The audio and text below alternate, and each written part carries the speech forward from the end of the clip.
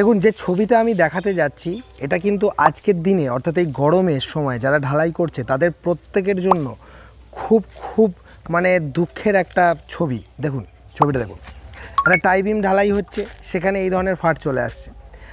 গতকাল আমার সাথে একজন এই বিষয়টা নিয়ে অ্যাপয়েন্টমেন্ট নেয়, আমার সাথে এর আগেও অ্যাপয়েন্টমেন্ট নিয়েছে তিনি, এবং শুধু তাই নয় তারপরে আরেকজন দেখলাম এই একই বিষয় নিয়ে আজকেও অ্যাপয়েন্টমেন্ট বুক করলো যে এরকম ঢালাই করেছিলাম ছাদ, তো সেই ছাদের মধ্যেও দেখছি এই ধরনের ফাটল আসছে।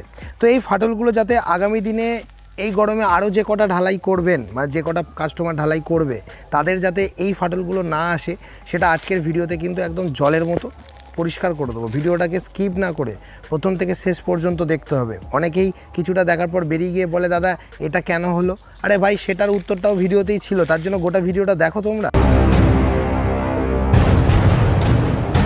প্রথম কথা হচ্ছে একটা জিনিস ভালো করে বুঝুন, শর্ট ভিডিও দেখে কিছু শিখতে পারবেন না। লং সেকশানের এই ভিডিওগুলো দেখুন, শর্ট ভিডিওতে জাস্ট ইনফরমেশনটা দেওয়া থাকে, আর লং সেকশানে হাতে ধরে অকখর মতো বুঝিয়ে দেওয়া হয়।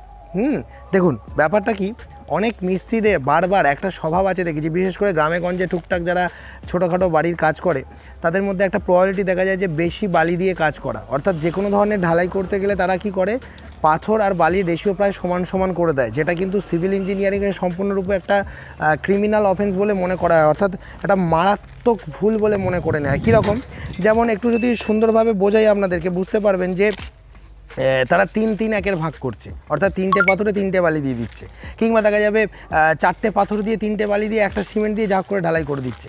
আর এই ধরনের মিস্ত্রিগুলোর এই ধরনের কেসগুলোতেই কিন্তু এই ধরনের ফাটলগুলো বেশি তৈরি হয় এই গরমে। কারণ আমরা সকলেই জানি শ্রিঙ্ক মানে কি, সংকুচিত হওয়া, কমে যাওয়া, কুঁকড়ে যাওয়া। যে কোনো ঢালাই আপনি যদি এই ছবিটা খুব ভালোভাবে দেখেন, যেটা দেখাচ্ছি এই টাই বিমের যেদিন ঢালাই হলো তার 5-6 ঘন্টা বাদেই এই প্রচণ্ড গরমে তপ্ত দুপুরে বা এই রোদের প্রভাবে ঢালাই যখন জমতে আরম্ভ করে দিয়েছে, প্রচুর পরিমাণে সে শ্রিঙ্ক হতে আরম্ভ করেছে। দেখুন পাটা থেকে কিন্তু ঢালাই কুঁকড়ে গিয়ে পাটা আর ঢালাইয়ের সংযোগস্থলে এই যে ছবিটা দেখাচ্ছি, এই যে তীর চিহ্ন দিয়ে দেখাচ্ছি, এটা সরে আসছে, অর্থাৎ কি ঢালাই কুঁকড়ে যাচ্ছে, সংকুচিত হচ্ছে, ছোট হয়ে যাচ্ছে। অর্থাৎ পাটাটার যে পাটাটা তো ফুলে যায়নি, পাটাটা একই আছে, ঢালাইটা তার ভিতর থেকে ছোট হয়ে গেল। ওই জন্য ওই ধারে এটা কিছু গরমকালের দিকে বেশি দেখবেন, শুধু ওই টাই বিম বলে নয়, ছাদের ধারের পাটাটা, লিনটেলের ধারের পাটাটা 2-3 ঘন্টা রোদ পার পরই যখন সংকুচিত হয়ে যাবে না ঢালাইটা, দেখবেন ওইভাবে পাটা থেকে ছেড়ে দেবে। তার কারণ কি, কারণ কংক্রিট খুব তাড়াতাড়ি শ্রিঙ্ক করে। আচ্ছা বন্ধুরা, আপনি কি এখনও এই ভিডিওটি দেখেননি? যদি এই ভিডিওটি এখনও না দেখে থাকেন তাহলে অতি সত্বর আই বাটনে ক্লিক করুন আর গিয়ে ভিডিওটা দেখে আসুন, আর যদি মনে হয় ভিডিওটা আপনি শেষেও দেখতে পারেন। এবার যে সমস্ত এই ধরনের কাজগুলো যারা বারবার কান কামড়ে বলার পরেও যে বালি বেশি দিচ্ছে কাজ করছে, বা জল অতিরিক্ত মাত্রায় পাতলা একদম দইয়ের মতো জল ঢেলে দিচ্ছে, দইয়ের মতো, দই খান না আপনারা, সেরকম দইয়ের মতো মশলা বানাচ্ছেন, একদম পুরো একদম পাতলা একদম জলের মতো, তাদের ক্ষেত্রে কিন্তু এই ধরনের ফাটগুলো বেশি করে হয়, যে ফাটলটা নিয়ে আপনারা আমাদেরকে অ্যাপয়েন্টমেন্টে বুক করছেন। তাহলে এখন আপনারা আমাকে বলতে পারেন দাদা তাহলে সমাধান কি? সমাধান হচ্ছে, যখন আপনারা কাজগুলো করতে যাচ্ছেন এই গরমে, দুটো জিনিস। প্রথমত মশলার ভাগটাকে একদম সঠিক করুন। মশলার ভাগটা কিভাবে সঠিক করবেন? মশলার ভাগটা দিতে হবে 3:2:1। কিন্তু আপনারা এখন আমাকে অনেকেই প্রশ্ন করবেন, দাদা আপনি কি নতুন ভাগ বানাচ্ছেন নাকি? M20 গ্রেড অফ কংক্রিটের যেটা অরিজিনাল থিওরিটিক্যাল রেশিও সেটা হচ্ছে 1:1.5:3, অর্থাৎ 3 ভাগ পাথর, 1.5 ভাগ বালি আর 1 ভাগ সিমেন্ট। অর্থাৎ এই রেশিওটা মিনিমাম রেসিডেন্সিয়াল যে কোনো বাড়ির যে কোনো ঢালাইতে দেওয়া যেতেই হবে, অর্থাৎ 1.5-3। কেন আমরা 1.5 থেকে 2 করলাম? তার কারণ আমরা যখন বিভিন্ন সাইটে যাই, একটা হয় প্র্যাকটিক্যালি সাইট এক্সিকিউশন করার সময় যেটা দেখা যায় যে অরিজিনাল 5/8 হয়তো 50% আমি ডিমান্ড করছি, হয়তো হাফ ইঞ্চি পাথর আমি ডিমান্ড করছি 10%, হয়তো আমি 3/4 ডিমান্ড করছি 30% কি 40%। তো সেই পার্সেন্টেজ অফ এগ্রিগেট যদি আমার হাতে থাকে, তখন যদি আমি 1.5-3 রেশিও মেনে ওই পার্টিকুলার ঢালাইটা করি, তখন দেখা যাবে পারফেক্ট রেজাল্ট পাওয়া যাবে। কিন্তু বিল্ডাররা বা যারা কম পয়সায় যারা দোকান থেকে মাল নিয়ে আসছেন, বা বিল্ডাররা যে মাল স্টক করে রেখেছে হুগলি বর্ধমানের বিভিন্ন প্রান্তে, হুগলি বর্ধমান হাওড়ার বিভিন্ন জায়গায়, সেই কমা পাথরগুলোতে দেখা যাচ্ছে এবড়ো খেবড়ো এই ধরনের মানে যাদের কোনো নির্দিষ্ট কোনো শেপ নেই, সেই ধরনের পাথরের পরিমাণ অত্যন্ত বেশি। সেখানে দেখা যাচ্ছে যদি আবার 1.5-3 করতে যান, সেখানে কিন্তু আবার এই ধরনের হানিকম এসে গিয়ে, জাল এসে গিয়ে আরও বিভৎস রকমের ক্ষতি হয়ে যাওয়ার সম্ভাবনা থাকে। তাই সব দিকটা মাথায় রেখে, অর্থাৎ বিল্ডার তো বিল্ডারের মতো চালাকি করছে, মালিক হয়ে আপনি সেই টাকা অ্যাফোর্ড করতে পারছেন না, অর্থাৎ অর্থাৎ এই সব কিছু মাথায় রেখে আমরা ইঞ্জিনিয়াররা তখন দেখা যায় কি মশলার ভাগটাকে একটু মডিফাই করে বলি যে ঠিক আছে M20 গ্রেডেরও আরেকটু নিচে গিয়ে দেখা যাচ্ছে 3টে পাথর 2টো বালি আর সিমেন্টটা একের একটু বেশি সামান্য আপনি অ্যাড করতে পারেন। অনেকে বলে দাদা কতটা বেশি, যদি আমি একটা উদাহরণ দিই, ধরো 3 করে মশলার ভাগ তৈরি করা হচ্ছে, 3 পাথর দেওয়া হয়েছে, 2 বালি দেওয়া হয়েছে, সেম এবার তুমি 1 টিন সিমেন্ট দেবে তবে তো 3 2 1 হবে। এবার 1 টিন সিমেন্টের পরেও আরও একটা যে স্ট্যান্ডার্ড সাইজের একটা মানুষ যে থালায় ভাত খায় সেই থালার 1 থালা সিমেন্ট হয়তো এক্সট্রা দিলে, কিংবা টিনটাতেই আরও একটু চুর করে সিমেন্টটা নিয়ে গিয়ে প্যাকিং মশলাটা মাখলে, এইটা হচ্ছে পারফেক্ট ডিও। এবং বিশেষত যারা এই গরমের সময় যারা কাজ করছে তারা একটা কেমিক্যালের নাম বলে দিচ্ছি, ডক্টর ফিক্সিটের LW+101। এই কেমিক্যালটা 1 বস্তাতে 200 ml করে লাগে, অর্থাৎ 5 বস্তা সিমেন্টের কাজ করলে 200 × 5 1000 ml 1 লিটার কেমিক্যাল কিন্তু কনজিউম করে যাবে 5 বস্তার হিসাবে।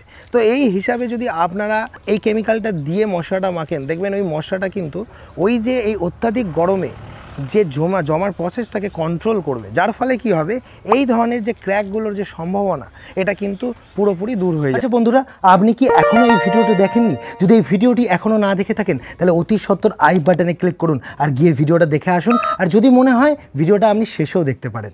তাহলে দুটো জিনিস বুঝতে হবে, প্রচণ্ড গরমে এক তো ঢালাই করবেনই না। যখন দেখছেন যে ঢালাইটা দুপুর হয়ে যাবে, চেষ্টা করুন একটু পড়ন্ত বেলায় বিকালের দিকে শুরু করে সন্ধে পর্যন্ত করার, কিংবা খুব আর্লি মর্নিংয়ের মধ্যে করার চেষ্টা করুন, পড়ন্ত বেলায় শুরু করে সন্ধ্যা বা নাইট পর্যন্ত করার।